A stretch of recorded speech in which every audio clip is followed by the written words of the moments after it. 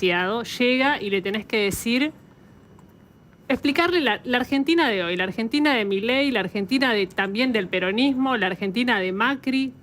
¿Cómo se le explica? Tiene que hacer una serie. No, pero porque nosotros estamos contaminados quizás por la cosa del día a día, la cosa más chiquita, la definición. Pero si vos tuvieras que explicarle esto a alguien que tiene que tener una pincelada gruesa de un momento.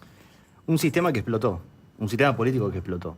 Nosotros en 2001 habíamos tenido un sistema, una economía que explotó y un sistema político que también explotó, pero que se sostuvo mal que mal, ¿no? Estaban Duhalde y Alfonsín en el pacto del acuerdo bonaerense que le dio una gobernabilidad nueva a la Argentina. Hoy eso no sucedió. O sea, Milei es como la explosión de la política que las coaliciones venían a desterrar, ¿no?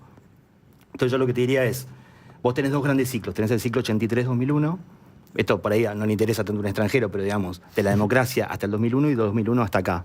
Como dos grandes parteaguas de la Argentina. O sea, estamos en un momento de kilómetro cero, en muchos sentidos, con un liderazgo como el de Milei, que se parecen en algunas cosas a los liderazgos de la alt-right internacional, pero en otras no, muy local.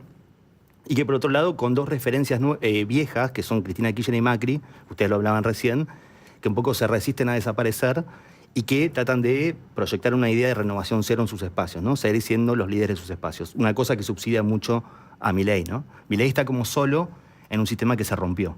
Yo te diría que primero se rompió el sistema y después vino Milei, no es que Milei lo rompió. Creo que la ruptura del sistema es Alberto Fernández. Es como en las viejas monarquías, ¿no? Luis XVI o el zar, el último zar no fue el peor zar. O sea, no fue el más, tal vez fue el peor, pero no fue el más sanguinario.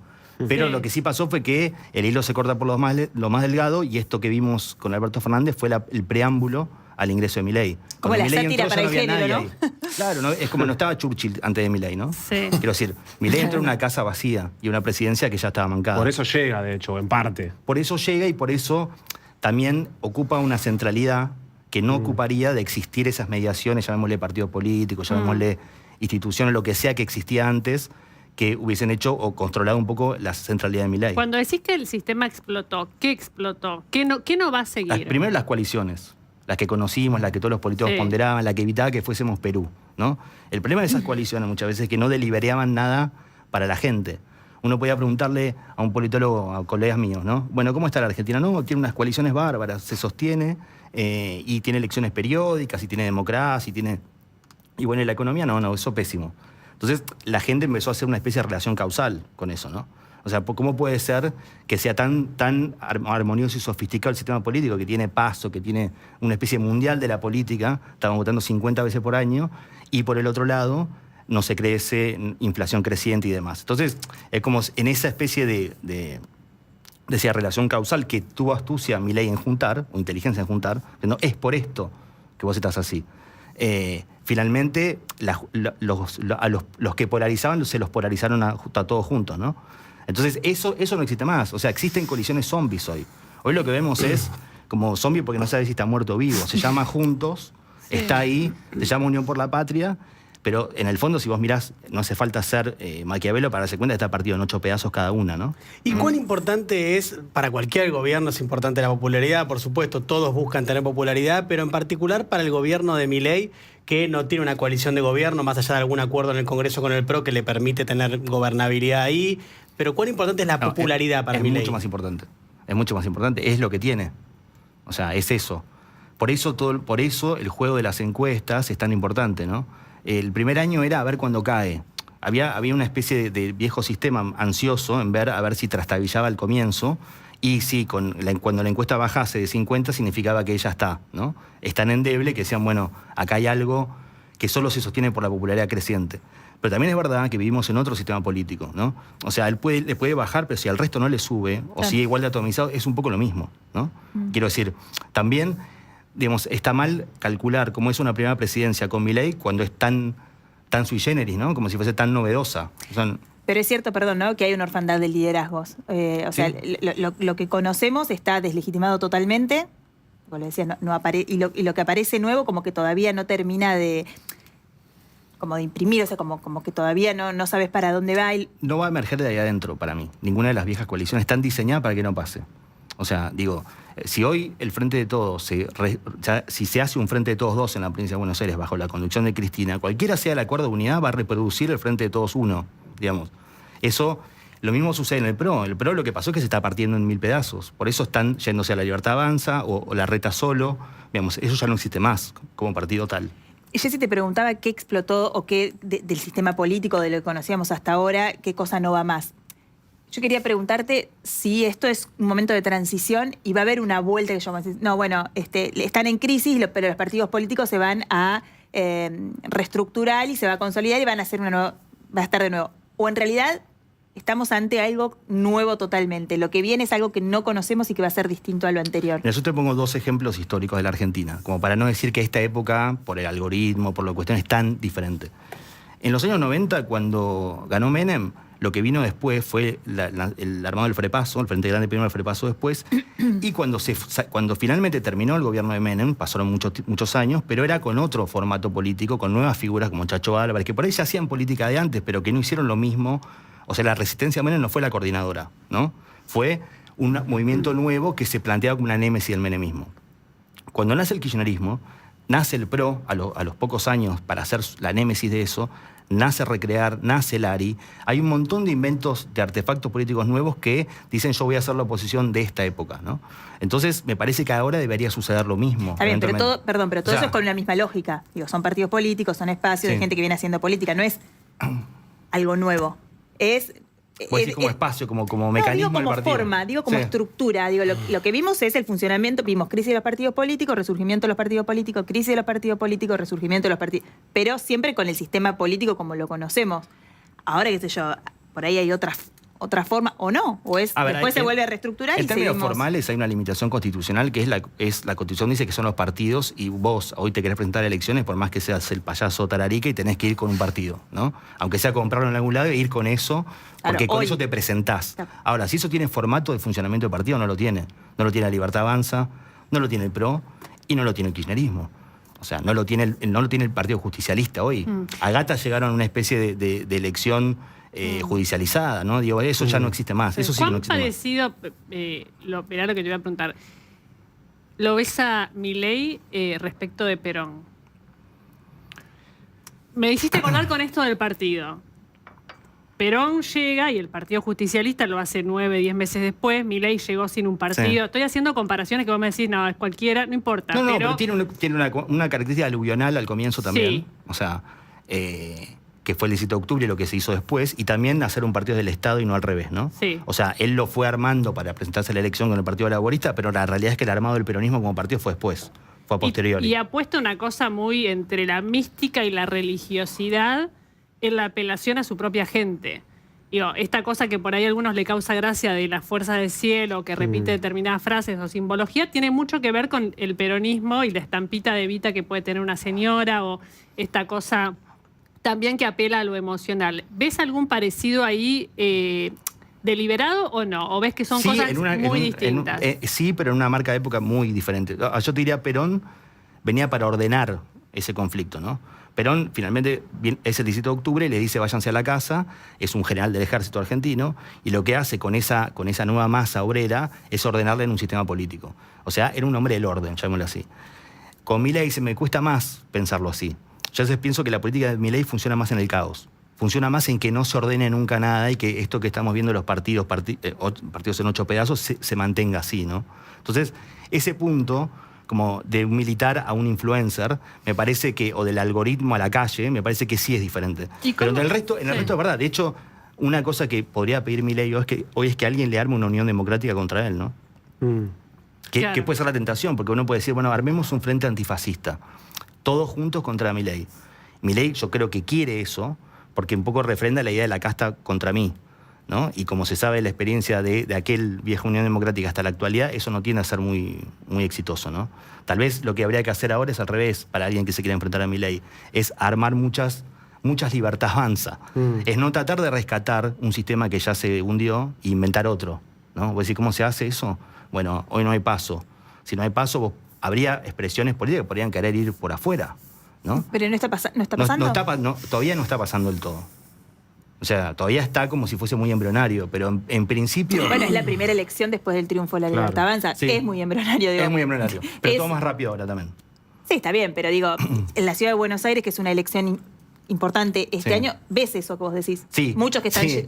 Sí. Es más, sí, es verdad. Es verdad. En un sentido que todavía no emerge nada nuevo, porque lo que se rompió son toda gente que ya estaba. Claro. ¿No? Es como si fuera una Ocaña, como esas moléculas de juntos. Sí, son candidatos que pueden hacer hace 10 años candidatos. Claro, eso. Y ahí te quería preguntar, antes de que llegaras, estábamos hablando de que nadie se quería presentar, bancar la parada, ¿no? Del PRO para sumarse. Sí. ¿Cómo notás vos eso de...? Porque lo que notamos, o lo que noto yo, por ejemplo, es que no hay ni una sola cara nueva y muchas de las caras viejas se están borrando. ¿Eso en qué sentido contribuye a esta polarización que se está armando en un sistema en el que no hay caras nuevas y las viejas se están borrando? Sí, le favorece mucho el oficialismo, que es el único que tiene las caras nuevas. O sea, podrían ser mejores, pero son nuevas. Claro. Entonces, en ese sentido, lo que hoy vemos en la elección porteña es la atomización, ¿no? Uno diría, es la primera elección argentina después de que ganó Milei. O sea, entonces hay algo importante en esa elección, por más que sea distrital, y además porque se nacionalizó por el peso del PRO en la ciudad. Y lo que vemos es la famosa Perú, ¿no? Partido en muchos pedacitos. Y tal vez si la Libertad Avanza se impone, o si Santoro se impone, se van a imponer porque el resto está así, ¿no? Claro. Entonces vemos que hoy con un fragmento de 20, 30 puntos haces la diferencia en un sistema roto. Claro. ¿Y qué pasa con los jóvenes? Porque vos ves la última medición de desocupación y ves que no creció tanto, la verdad, y te diría menos de lo esperado en base al modelo económico que está llevando adelante el gobierno, pero ves que sí, jóvenes en la zona AMBA y en el conurbano en particularmente, aumenta un poco más la desocupación. ¿Crees que eso empieza a ser mella en una base de sustentación importante que tenía Milei, que eran los jóvenes? Yo creo que va a ser más mella en los jóvenes la oposición a Milei cuando Milei se termine de consolidar como si fuese el nuevo poder, ¿no? Porque ahí lo que pasa también es que si vos agarrás la existencia, se ve en los focus eso, ¿no? Vos agarrás la existencia de un chico que tenía, que por ahí empezó a hacer, fue adolescente en 2018, 21, donde nacía el movimiento de mujeres, ¿no? Y toda la masculinidad tóxica, todo lo que se habla en ese momento. Y después se va a la cuarentena, tal vez en su fiesta de egresado, ¿no? Sacás del otro lado del tubo un libertario, ¿no? O sea, había un montón de elementos sociales y la crisis del sistema político que iban hacia ahí. Pero también porque el libertario era el rebelde. El libertario era el antisistema. En la medida que esto se termine siendo algo sistema, parecido a un sistema, yo creo que va a empezar a haber oposición. No sé si tanto es interesante lo de los jóvenes, porque a veces los jóvenes no se autoperciben así. Al revés que en otras décadas del argentino estaba la juventud tanto. Fíjate, la juventud libertaria en general son jóvenes, pero no hay una juventud libertaria. La última juventud así pensada fue la Cámpora, ¿no? En términos políticos. Y hoy ya son todos de mi edad, cuarentones. ¿Y qué te dice eso? Perdón, Fede. Sí, dale. ¿Qué te dice eso respecto de los jóvenes? ¿Algo? ¿Qué va a pasar a futuro? No, es lo que vos decís. Es más elusivo el sujeto, a eso voy. Quiero decir, es más difícil que yo te diga los jóvenes, o sea, es verdad que votaron más a Milei, pero también es verdad que en el AMBA fue más parcial eso, ¿no? Sí. Entonces, por ahí reprodujo las mismas características que por ejemplo, no sé, en Misiones o en Salta le fue muy bien a Milei. Bueno, pero también le fue bien en todos. Tiene algo viral el voto de Milei. Como que penetró es como algo que hackeó el sistema, ¿no? Penetró en muchos nichos, de los ricos a los pobres, incluso a los sectores medios. Entonces hay que ver cómo se acomoda eso 2 años después. Pablo, ¿y qué estás viendo del peronismo? Porque hoy pareciera que Cristina Kirchner sigue teniendo una centralidad. Después veremos si eso se transforma en caudal electoral, si llega a ser candidata. Pero todo el peronismo de alguna manera sigue girando en torno a la figura de Cristina Kirchner. Esto de Kicillof, de si se anima o no a independizarse, lo que pase en la provincia de Buenos Aires, sobre todo en el conurbano, donde tiene su base de sustentación electoral más fuerte el kirchnerismo / cristinismo.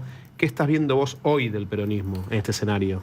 Yo creo que eso es una expresión de la crisis del peronismo, ¿no? Esa idea de que el peronismo tradicionalmente cambiaba de ismo llegado a un determinado momento histórico, como diciendo, bueno, hay que ofrecer otro ismo porque este ya se agotó.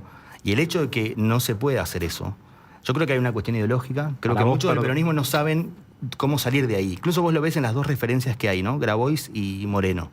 En el fondo, o sea, son versiones más de izquierda, más nacionalistas, pero de un mismo, son todo el universo kirchnerista. Todo el universo kirchnerista, e incluso te diría hasta geográficamente, ¿no? En el AMBA, todo metido ahí. Entonces, no hay nada nuevo, son distintas versiones o avatares de una cosa que se parece. ¿Para vos es un ismo agotado? ¿El kirchnerismo para vos está agotado? Yo creo que se agotó en el gobierno. Yo creo que la experiencia del Frente de Todos demuestra su agotamiento, en el sentido que no podía resolver la crisis de la Argentina. O sea, es una cosa más profunda que simplemente si puede ganar o no. O sea, en 2019 ganó, postuló a Alberto Fernández. Funcionó mal casi a mediados de la cuarentena, empezó ya no a dar signos de que no tenía paradigma alternativo. Y si vos te fijás, se conspiró fuertemente contra Guzmán, ¿no? En el gobierno, Massa y Máximo Kirchner. Cuando lo sacan, uno podría decir, a Cristina, ahora viene Augusto Costa, ahora viene una política, no sé, quisilofiana o lo que sea, económica, y viene Massa. Cuando viene Massa es porque a todo el mundo se le agotaron las ideas, ¿no? Es como, bueno, que venga alguien que parezca que lo puede gobernar esto y que tiene una economía política, socios afuera que pueden sostener. La candidatura presidencial parecía que iba a ser Guado de Pedro, al final terminó siendo Massa.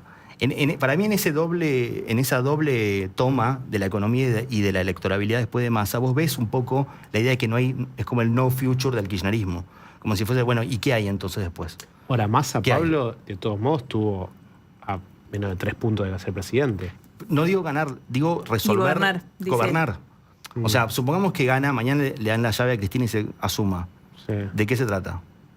Entonces, como nadie tiene un plan alternativo al ajuste de Milei de hoy, todo el mundo lo que desea en el fondo es que le salga un poco bien para venir después de ese ajuste. Lo que termina pasando es que, digamos, es más profunda la crisis del peronismo que simplemente ver si puede o no ganar por un punto en la provincia. El kirchnerismo perdió 50 elecciones y sigue ahí. ¿no? Pasa que hay un discurso, perdón, porque te escuchaba y pensaba en el discurso de Cristina Fernández del sábado, de este sábado, donde a veces inclusive dice cosas como más parecidas a Milei que lo que pudiera decir el propio Kicillof. No sé, el sábado, por ejemplo, planteó lo de los trabajadores del Estado y dijo, una cosa así, lo estoy parafraseando, ¿no? Pero como que había un montón de gente que trabajaba en el sector privado que sentía o que le generaba como rechazo el trabajador del empleado público porque sentía que había una situación injusta, porque por el laburo, porque están tomando mate, porque se pueden tomar el día, bueno, tiene una serie de ejemplos y dice, y nosotros los dirigentes nos tenemos que hacer cargo porque eso funcionó mal. Yo no sé si eso es como un mea culpa, pero es como un discurso, me hizo acordar, ¿te acordás cuando estaba en el gobierno que dijo que el padre era...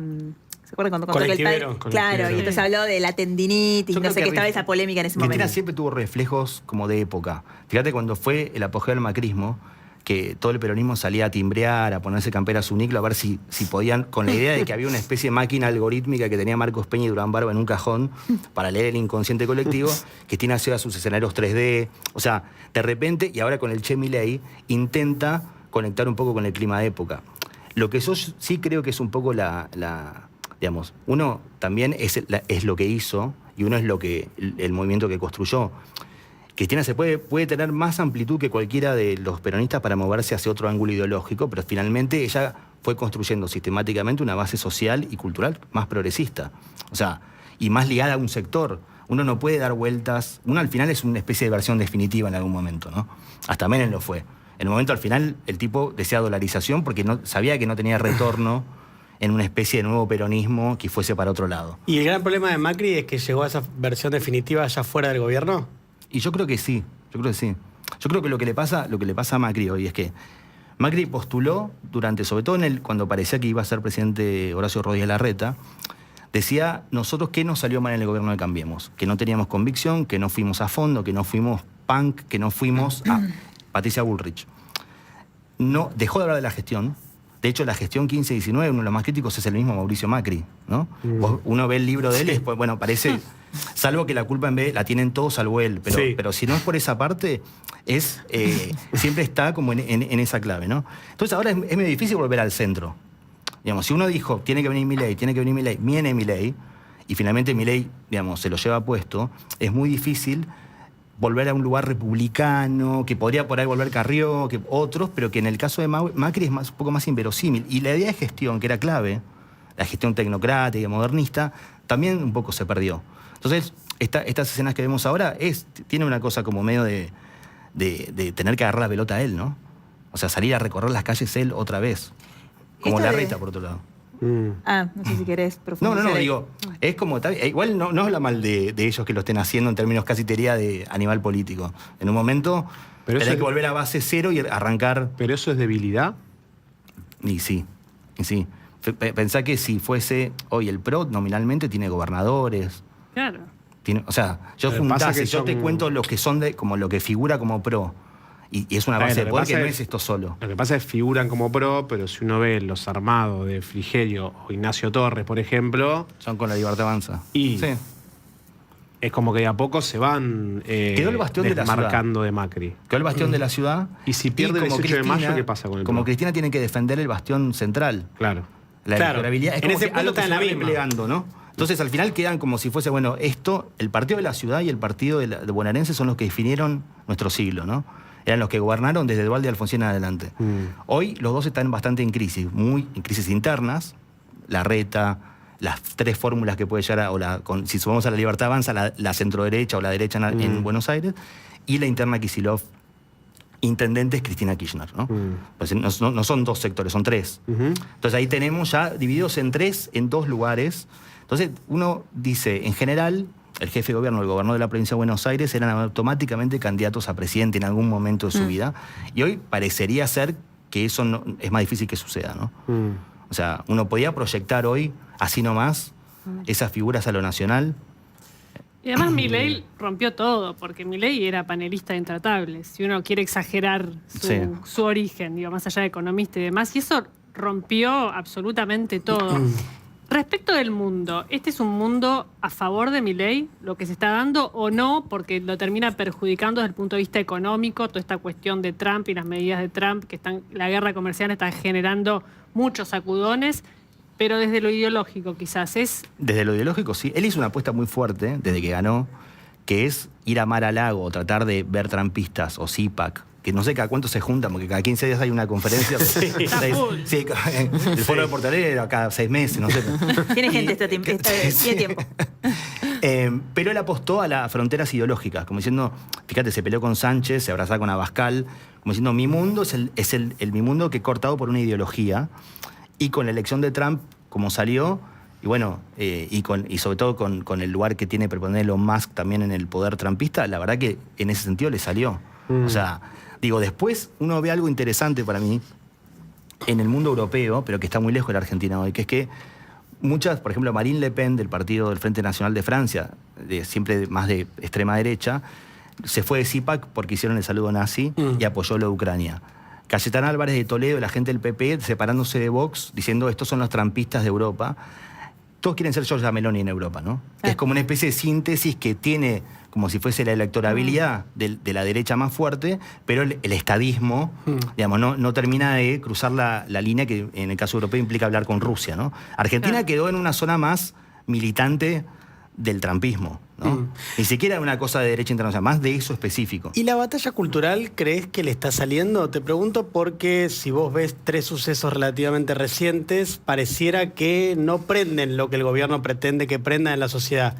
Davos, con la diversidad, 24 de marzo, con lo que podríamos decir cambiar el consenso democrático, y el tema del aborto, hoy, por ejemplo, celebrando el Día del Niño por Nacer. Sí, yo creo que esa parte, digamos, esa parte de la agenda que es muy importante para su militancia y para algunos sectores del gobierno, no es la que más pregna en la sociedad. La sociedad eligió a Milei por algo casi como una herramienta para un castigo y para perpetrar un ajuste que nadie quería hacer, ¿no? Como diciendo el botón rojo que este dice yo me quiero tirar sobre la granada. Bueno, o sea, ahora me parece que ya cuando intenta como hacer de eso como una especie de batalla cultural en otros sentidos, fijémonos que en la Argentina, 1985, la película de Santiago Mitre había sido récord de... que no es una película kirchnerista como decían los radicales, para mí es una película que justamente es interesante porque rescata el trabajo de la justicia dentro de lo que sería la historia de los 70 y los 80. Bueno, el presidente en su momento fue a verla al cine, Alberto Fernández. Bueno, pero eso fue hace nada. Claro. Digamos, no, ni siquiera estoy hablando de los grandes momentos del kirchnerismo en los años 2000, estoy diciendo ahora. Y si bien hay un agotamiento del tema, porque el kirchnerismo lo usó bastante como su Corán, eso, como si fuese sobre esta piedra yo construyo mi iglesia, y eso obviamente terminó tiñéndose de una cosa muy partidaria, yo no creo que la mayoría esté dispuesta a reversionar el 83, que es un poco lo que el video del AGE supone, ¿no? Que también me parece que es interesante que el video del AGE se dirija a los jóvenes.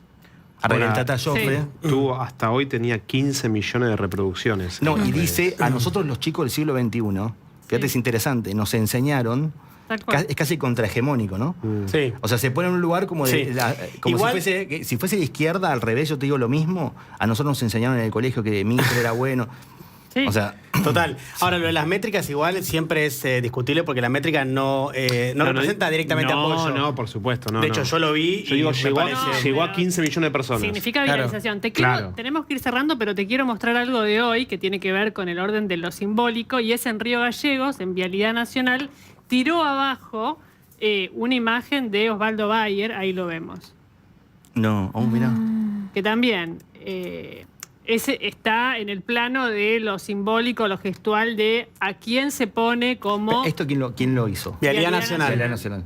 O sea, el gobierno. Sí, y ayer habían sacado, Jessy, el nombre del CCK. Centro Cultural Kirchner, en nombre de Néstor Kirchner, y pusieron Libertad, para hacer Sí, Libertad. ahí la diferenciación que hago entre uno y otro es que uno puede, no sé, ahí hay un nombre de un político, un presidente, puede dar una discusión. Acá el de Bayer, un escritor que además la película de la que fue autor, guionista y demás, La Patagonia Rebelde, es todo un símbolo, iba al sur. ¿Y qué tiene que ver con la memoria y con la Sí. historia? Pero aparte es una escultura, es una obra de arte. Te puede gustar, no te puede gustar, puedes estar de acuerdo donde la pusieron.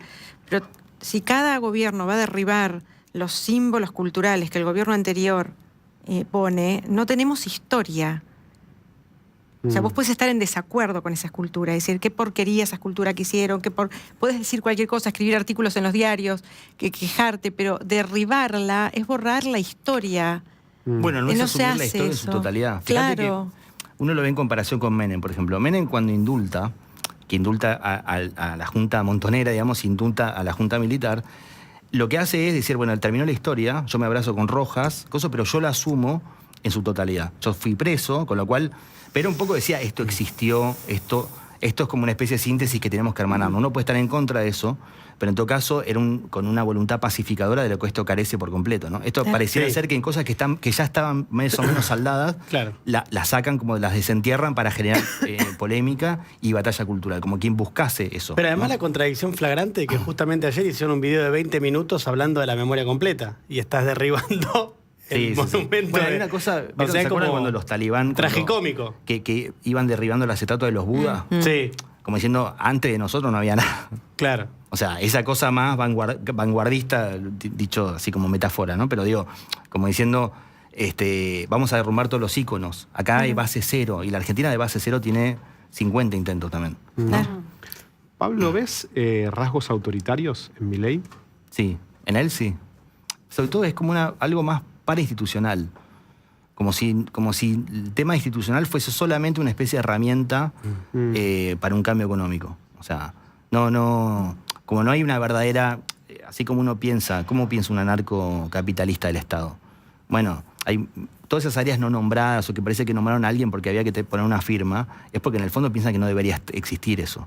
Como diciendo, a mí no me importa, yo tengo que poner el secretario general de AMAT, bueno, lo hago Sí. porque tengo que tener una cadena de firmas, pero en el fondo no estoy dispuesto a tener ninguna política pública al respecto porque no me interesa que eso funcione desde el punto de vista estatal. Entonces, llevarlo eso a las instituciones y sucede algo parecido. Yo digo que el fenómeno de Milei es muy democrático, porque si llega, no sé... plebeyo, plebeyo a 100%, podrían nombrar a un youtuber en el Teatro Colón, o sea, digo, no tiene en ese sentido las castas, o sea, eliminaron todas las castas que podrían existir en países como Chile, incluso en fenómenos como si fuese la Boric, ¿no? Que el entramado del circuito Boric también son gente de clase medio, Sí, de clase sí, alta. universitarios. Claro, o universitarios.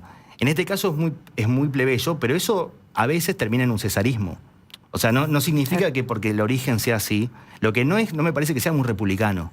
O sea, una cosa puede ser democrática y no ser republicana, ¿no? Como no tener ponderación de la división de poderes o de eso tal y como existe, que un poco lo prueba también lo que querían hacer en la Corte Suprema. Gracias, Pablo, por Gracias a esta ustedes. conversación muy Gracias. interesante. Cambiamos completamente de tema porque hoy hubo una actividad en Casa Rosada que tiene que ver